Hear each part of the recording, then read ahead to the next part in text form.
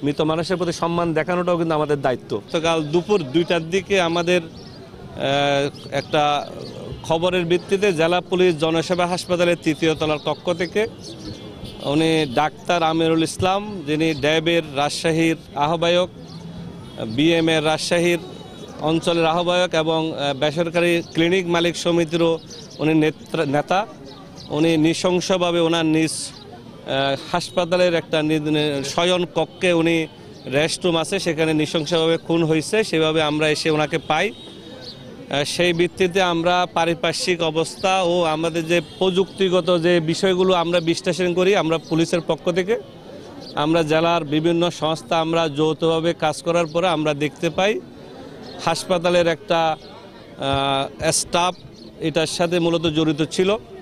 আমরা সন্দেহভাজন আমরা কয়েকজনকে আমাদের হেফাজতে নিয়ে দীর্ঘ রাত তাদেরকে আমরা জিজ্ঞাসাবাদ শেষে ভোর রাতে অলমোস্ট ভোর 4টার দিকে আমরা যে মূল যিনি ক্রিমিনাল তার নাম হচ্ছে আসাদুল মিয়া আসাদ, উনি হচ্ছে বাড়ি দুনটে। সে 2024 সালে বগুড়া থেকে এইচএসসি পাশ করে টিএমএসএস মেডিকেল কলেজে ল্যাব রেজিস্ট্রার হিসেবে কর্মরত আছে। সেই আসাদ গত 3 বছর ধরে ডাক্তার আমিরুল সাহেবের পিএ হিসেবে এখানে কর্মরত ছিলেন। কর্মরত থাকার সময় হাসপাতালে বিভিন্ন স্টাফ আছে, বিভিন্ন ফিমেল কলিগও থাকে। এইরকম একটা ভুল বুঝাবুঝির ঘটনাকে কেন্দ্র করে তাদের মধ্যে ডাক্তার আমিরুল সাহেব সহ আসাদ আর একটা মেয়ে, যেটা আসলে আমরা অনেক ক্ষেত্রে মেয়েদের বিষয় আমরা বলি না অনেক সময়, এই 3 জনের একটা মানে ভালো লাগা অথবা মানে নিজেদের আন্ডারস্ট্যান্ডিংগত একটা বিষয়কে নিয়ে মতবিরোধ দেখা দেওয়ার প্রেক্ষিতে গত 25 অগাস্ট আসাদ এবং যে মেয়েটাকে কেন্দ্র করে এই ঘটনা, সেই মেয়ে সহ তাকে মারধর করা হয়। ওখানে একটা চেঞ্জ রুম ছিল, সেখানে মারধরের পরে আসাদকে চাকরি থেকে বের করে দেওয়া হয় হাসপাতাল থেকে। তারপরে সে বগুড়া চলে যায় 25 তারিখেই। বগুড়া যাওয়ার পর তার মধ্যে একটা প্রতিহিংসা কাজ করে, তার মধ্যে একটা ডাক্তার আমিরুল সাহেবের কোনো বিষয় নিয়ে তার মধ্যে একটা ক্ষোভ কাজ করে। সেই ক্ষোভের অংশ হিসেবে সে বগুড়া থেকে একটা বোরকা কিনে 1300 টাকা দিয়ে একটা দোকান থেকে, এবং 2টা ছুরি কিনে। সে যেহেতু এখানে 3 বছর পিএ হিসেবে কর্মরত ছিল, তার কাছে ডাক্তার আমিরুল সাহেবের রুম, এখানে প্রবেশ পথ, কোথায় সিসিটিভির ফুটেজ থাকবে না, কোথায় সে ফাঁকি দিলে সহজে ঢুকতে পারবে, এইসব বিষয় তার জানা আছে। সেই ভিত্তিতে গত 31 অগাস্ট সন্ধ্যা 7টার দিকে সে বোরকা পরিহিত অবস্থায় সে 3 তলার ডাক্তার আমিরুল সাহেবের কক্ষে অবস্থান নেয়। প্রথমে যখন সে 3 তলায় আমির সাহেবের রুমের সামনে যায়, তখন উনি ভিতরেই ছিলেন। এই সময় সে সিঁড়িতে সে আত্মগোপন করে অবস্থান নেয় এজ এ মহিলা হিসেবে। তারপরে যখন ডাক্তার আমিরুল সাহেব যখন এখান থেকে বের হয়ে যান 7:10-এর দিকে, তখন সে যেহেতু উনি আসা যাওয়ার মধ্যেই থাকেন এবং সে জানতো এখানে সিসিটিভির কাভারেজ নাই এই কোণাটাতে, সে কৌশলে এই রুমের মধ্যে ঢুকে খাটের নিচে সে আশ্রয় নেয়। তার প্রাথমিক জিজ্ঞাসাবাদে আমরা যেটা বুঝি, তার সাথে যেটা আমাদের 10-12 ঘন্টা জিজ্ঞাসাবাদ হয়েছে, তার প্রথমত ইচ্ছা ছিল যে সে তাকে পঙ্গুত্বের কোনো কিছু করবে, কিন্তু সেই যেহেতু বেশি রাত্রে, ওদিন ডাক্তার আমিরুল সাহেব রাত 1টা পর্যন্ত সে চেম্বারে বিভিন্ন রুগী দেখছে, বিভিন্ন রুম ভিজিট করে প্রায় 1:15টার দিকে সে রুমে আসছে। উনি আবার নিজে হাইপার টেনশান, ওনার ঘুমের সমস্যা, প্রেশার, এইসব রুগী ছিলেন। উনি ওষুধপত্র, উনি ঘুমের ওষুধও খাইতেন, সেটাও পিএ হিসাবে আগে যে কর্মরত আসাদ জানতো। সেই প্রেক্ষিতে উনি ঘুমের ওষুধ খাইয়ে, এরপর উনি কিছু ফাইলপত্র সাইন করছে হাসপাতালের 1টা-1:30টার দিকে। এই পরে রাত 3টা-3:30 পর্যন্ত মানুষজনের আনাগোনা ছিল, আমাদের সিসিটিভি ফুটেজও সেটা দেখা গেছে, ডাক্তাররা রাউন্ডে ছিল।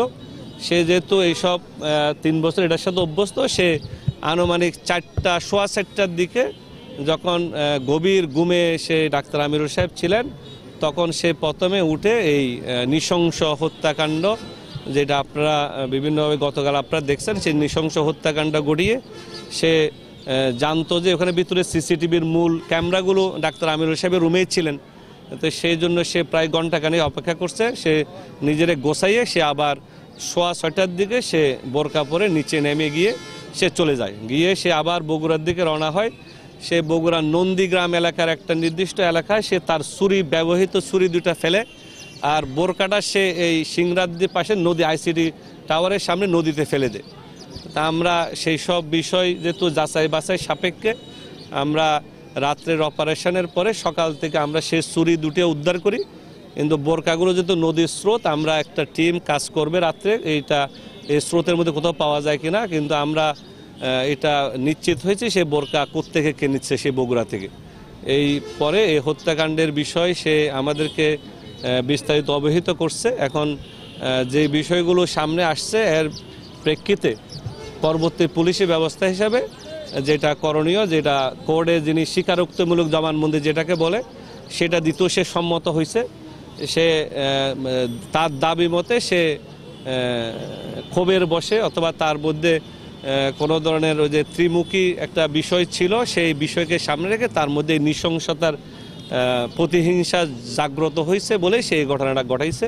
আসাদের সম্পর্ক ছিল, আসাদ তাকে বিয়ে করার কথা ছিল, সে তার আরেকটা মানে সে একটা আগে বিয়ে করছিল, ডিভোর্স শেষ হয় নাই, এই জন্য সে বিয়ে করতে পারে নাই। এবং সে বেসিক্যালি আমরা এইভাবে বলছিলাম যে আসলে সে যেহেতু 25 তারিখ ঘটনা, তাহলে এই মেয়েও চলে গেল না কেন, সে চাইছে যে আসলে সে কয়েকদিন পরে নিয়ে যাবে, যেহেতু চাকরি বাড়া সারা করবে কি, সে চাকরি করতেছে করুক, তারপর তাকে নিয়ে যাবে।